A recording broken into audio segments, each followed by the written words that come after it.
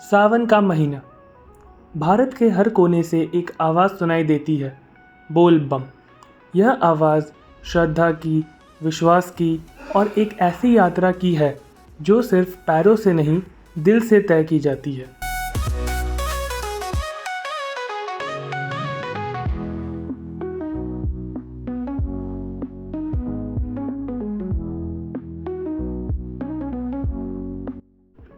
बाबा धाम की यात्रा की शुरुआत हमने अपने घर के पास एक मंदिर में पूजा करके की।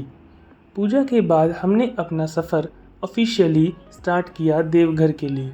सबसे पहले हम टाटा नगर जंक्शन गए, जहां से हमने ट्रेन ली जासीडी जंक्शन के लिए। ये ट्रेन जर्नी काफ़ी स्मूथ थी और इस दौरान हम सब काफ़ी एक्साइटेड थे बाबा धाम पहुंचने के लिए। जासीडी स्टेशन पर उतरने के बाद हमने थोड़ा ब्रेक लिया और फिर वहां से रोडवेज़ के ज़रिए सुल्तानगंज के लिए निकल पड़े।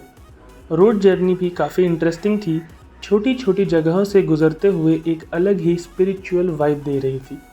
इस तरह हमारी यात्रा का पहला फेज़ कंप्लीट हुआ, जिसमें हम सुल्तानगंज तक पहुंच गए, जहां से असली कांवड़ यात्रा स्टार्ट होती है। सुल्तानगंज पहुंचते ही सबसे पहले हम लोग गंगा जी के घाट पर गए। गंगा जी में पूर्ण श्रद्धा से स्नान किया, जो कि इस यात्रा का एक बहुत ही महत्वपूर्ण हिस्सा होता है। इसके बाद सबने अपने अपने जल भरने के लोटे या बॉटल्स निकाले और पवित्र गंगा जल भरा।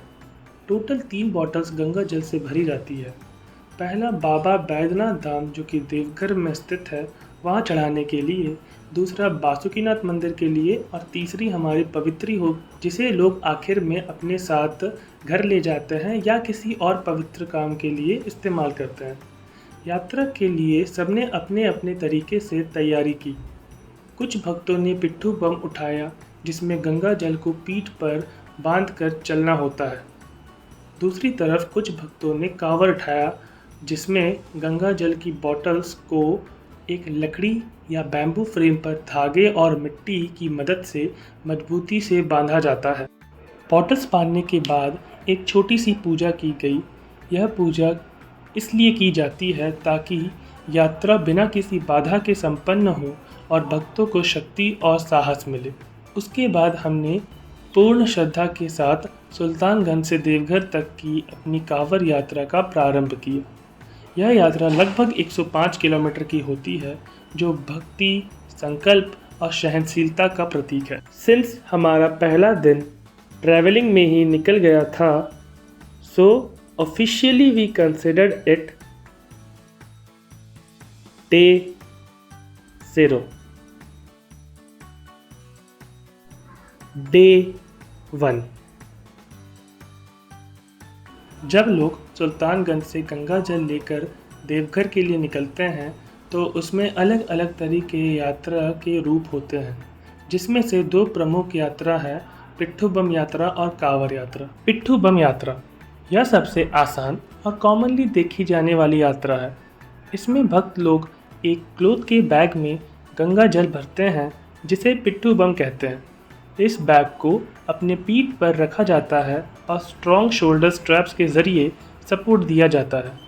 चलना कंपैरेटिवली इजी होता है, इसलिए लोग इस रूट को चूज़ करते हैं, स्पेशली जो फिज़िकली थोड़ा कंफर्टेबल यात्रा चाहते हो। सिंस हम भी पहली बार जा रहे थे, तो हमने भी पिट्ठू बम यात्रा करना सही समझा। रास्ते में हमने देखा कि कई जगह छोटे छोटे टेंट्स लगे हुए हैं। इन टेंट्स में डांस और सिंगिंग प्रोग्राम चल रहे थे, जो कांवड़ यात्री काफ़ी एंजॉय कर रहे थे। ये सीन्स यात्रा को और एनर्जेटिक बना रहा था। एक तरफ डिवोशन, दूसरी तरफ सेलिब्रेशन का एटमॉस्फेयर। शाम के टाइम हम एक लो हाइट रिवर के पास पहुँचे। ये रिवर शायद हेवी रेनफॉल की वजह से बनी थी, क्योंकि पानी का फ्लो ज़्यादा स्ट्रॉन्ग नहीं था। थोड़ा सा एडवेंचरस फील हुआ जब हमने उसे क्रॉस किया, लेकिन ये यात्रा के एक्सपीरियंस को और मेमोरेबल बना गया।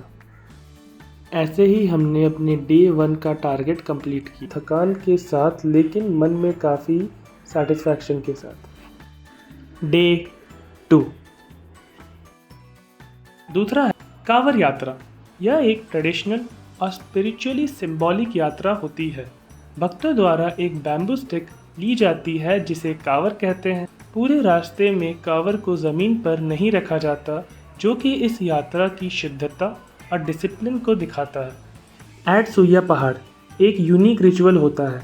पिलग्रिम्स छोटे छोटे 5 से 6 पत्थर लेते हैं और उन्हें एक दूसरे के ऊपर रख देते हैं, जिससे एक मिनी घर जैसा स्ट्रक्चर बन जाता है।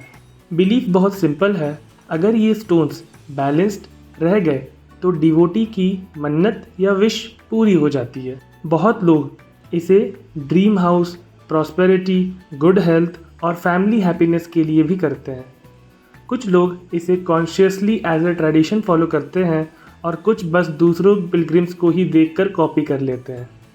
आज के टाइम में ये रिचुअल एक symbol of faith plus hope बन गया है। ऐसे ही stone stacking customs Himachal, Uttarakhand, Ladakh में भी हैं, जहां लोग मानते हैं कि स्टैक्ड स्टोन्स उनके ड्रीम हाउस या फ्यूचर विश को रिप्रेजेंट करता है। ड्यूरिंग बाबा धाम यात्रा जब वेदर गुड और प्लीजेंट होता है, हल्की सी बारिश का मौसम, ठंडा हवा और क्लाउडी स्काई, तो पूरी यात्रा और भी ज़्यादा स्पिरिचुअल और एंजॉयबल लगती है। पिलग्रिम्स चैंटिंग बोल बम फील मोर एनर्जेटिक और उनकी थकान कम हो जाती है। सुइया पहाड़ जैसे टफ रूट्स भी इजी लगते हैं जब मौसम सपोर्टिव हो। डिवोटीज बिलीव कि ऐसे काम वेदर बाबा बैद्यनाथ की कृपा का ही निशान है, जो उन्हें सेफली टेम्पल तक ले जाता है। And this is how we completed our day 2। Day 2 को लगभग हमने शाम के 8 बजे एंड किया। खाना वाना खा के सो गए और अगले दिन सुबह 3 बजे के करीब तैयार होके वापस से अपना रास्ता कंटिन्यू किया। जैसा कि आपने देखा होगा वीडियो में, कई जगह येलो कलर के बैनर्स लगे हुए थे। इन बैनर्स पे किलोमीटर वाइज डिस्टेंस लिखा हुआ था, राइट फ्रॉम सुल्तानगंज। ये बैनर्स ही थे जो रास्ते में हमारे लिए एक इम्पॉर्टेंट गाइड जैसा काम कर रहे थे। इन्हीं बैनर्स को देखकर हम अंदाज़ा लगाते थे कि और कितना चलना बाकी है।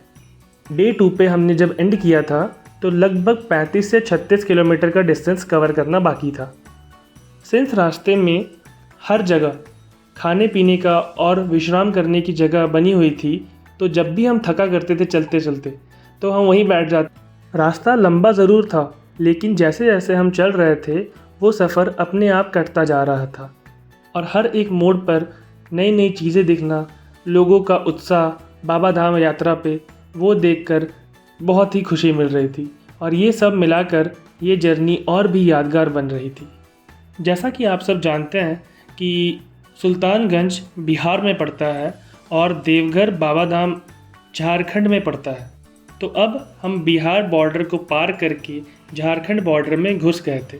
इसके बाद झारखंड में ही कुछ किलोमीटर चलने के बाद बाबा धाम देवघर में हमने प्रवेश किया। बाबा धाम में घुसने से पहले हमने नदी में स्नान किया और बाबा धाम की ओर निकल पड़े। सिंस जिस दिन हमने जल ढारा वो सोमवार का दिन नहीं था। जनरली सोमवार के दिन में बाबा धाम में पैर रखने की भी जगह नहीं होती, बट सोमवार ना होने के बावजूद भीड़ बहुत थी। बाबा धाम में घुसने के बाद एक अलग ही सेटिस्फैक्शन, हैप्पीनेस और तो और रिलीफ मिला हमें। तो पहले हमने बाबा धाम में जल ढारा और उसके बाद थोड़ी ही समय बाद पार्वती माता में भी जल ढारा। लाइन में लगने के बाद कुछ ही समय बाद हमारा भी नंबर आ गया कि हम भी जल ढारें। तीसरे दिन को तकरीबन 2-2:30 बजे के करीब हमने बाबा धाम में जल ढार दिया और उसके बाद हमने पूरा दिन आराम किया ताकि चौथे दिन को हम बासुकीनाथ मंदिर जा सके जल ढारने। बासुकीनाथ धाम का डिस्टेंस अप्रॉक्सीमेटली 40-45 किलोमीटर के करीब है। कुछ ही घंटों के सफ़र के बाद हम बाबा धाम से बासुकीनाथ धाम मंदिर तक पहुंच गए और हमने जल ढारा, दर्शन किए और वहीं पे कुछ खा पी कर वापस बाबा धाम के लिए निकल गए। यात्रा का नियम है कि डिवोटीज पहले बैद्यनाथ ज्योतिर्लिंग पर जल अर्पण करते हैं और उसके बाद बासुकीनाथ मंदिर में दर्शन करके यात्रा कंप्लीट करते हैं। तभी यात्रा पूरी और सफल मानी जाती है। यहाँ बिलीव है कि शिव पार्वती एक साथ विराजमान होते हैं, इसलिए यहाँ की पूजा स्पेशल इम्पोर्टेंस रखती है।